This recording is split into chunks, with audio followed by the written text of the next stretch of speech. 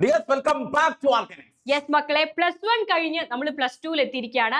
ഇതുവരെ പഠിച്ചു തുടങ്ങാത്തവർ അവരോടാണ് നമുക്കിനി സംസാരിക്കാനുള്ളത്. യെസ്, +1 മാർക്ക് കുറഞ്ഞാൽ +2 A+ നേടാൻ പറ്റുമോ എന്നുള്ള ഒരുപാട് ഡൗട്ടുകൾ ഉണ്ട്. അതൊക്കെ ക്ലിയർ ചെയ്യാൻ പോവാം. അതായത് +1 നമ്മൾ വിചാരിച്ച പോലെ ചിലപ്പോൾ നിങ്ങൾക്ക് പെർഫോം ചെയ്യാൻ സാധിച്ചു കാണത്തില്ല. ചിലപ്പോൾ A+ എത്താനുള്ള ഒരു മാർക്ക് ചിലപ്പോൾ ഉണ്ടാവില്ല. നിങ്ങൾ കാൽക്കുലേറ്റ് ചെയ്തൊക്കെ വെച്ചിട്ടുണ്ടാകും. ചില സബ്ജക്ട് ചിലപ്പോൾ എല്ലാ സബ്ജക്റ്റും ചില സബ്ജക്റ്റിൽ നിങ്ങൾക്ക് മാർക്ക് കുറയാനുള്ള സാധ്യത നിങ്ങൾ മുന്നിൽ കാണുന്നുണ്ട്. യെസ്, ഇപ്പൊ കെമിസ്ട്രിയോ ഫിസിക്സോ ഒക്കെ നിങ്ങൾക്ക് ഒരു 60-ൽ 40 ഒക്കെയാണ് നിങ്ങൾ കാൽക്കുലേറ്റ് ചെയ്ത് വെച്ചിരിക്കുന്നത്. കുറവാണ്. സോ A+നുള്ള മാർക്ക് ഇല്ല. ഇനി +2 എങ്ങനെ ഇത് A+ ആക്കി മാറ്റിയെടുക്കാം?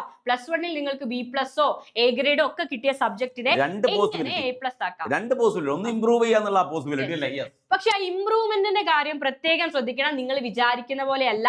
നമ്മൾ ടൈം ടേബിൾ എടുത്ത് നോക്കിയാൽ +2 എക്സാമും +1 എക്സാമും ഒരേ ടൈമിലാണ് സ്റ്റാർട്ട് ചെയ്യുക, ഒരേപോലെയാണ് നടക്കുക. അതായത് നിങ്ങൾ ഇപ്പൊ വിചാരിക്കും ഇംപ്രൂവ് ചെയ്യാന്ന് വിചാരിക്കും, പക്ഷെ എക്സാം എത്തുന്ന സമയത്ത് നിങ്ങൾക്ക് മനസ്സിലാവും അതൊരു പോസിബിലിറ്റി ഇല്ലാത്ത കാര്യമാണ്.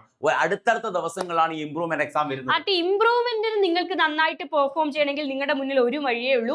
ഇപ്പൊ തന്നെ +1 ചാപ്റ്റേഴ്സ് നിങ്ങൾ പഠിച്ചു തുടങ്ങുക.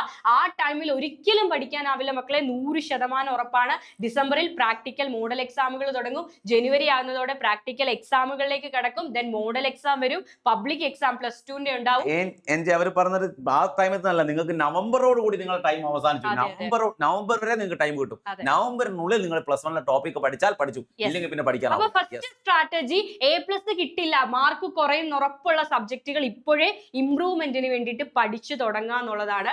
അതേപോലെ ഈവൻ നിങ്ങൾക്ക് ഒരു 60-ൽ 40 ഒക്കെയാണ് കെമിസ്ട്രിയിൽ കിട്ടിയിരിക്കുന്നതെങ്കിൽ പോലും ഇനി +2 നിങ്ങൾ 60-ൽ 60 വാങ്ങിയാൽ ആൻഡ് പ്രാക്ടിക്കലിനും ഫുൾ മാർക്ക് മേടിച്ചാൽ നിങ്ങൾക്ക് A+ എത്താം. അപ്പൊ +2 ഏറ്റവും നന്നായിട്ട് പഠിച്ചു തുടങ്ങുക എന്നുള്ളതാണ് രണ്ടാമത്തെ കാര്യം അല്ലേ?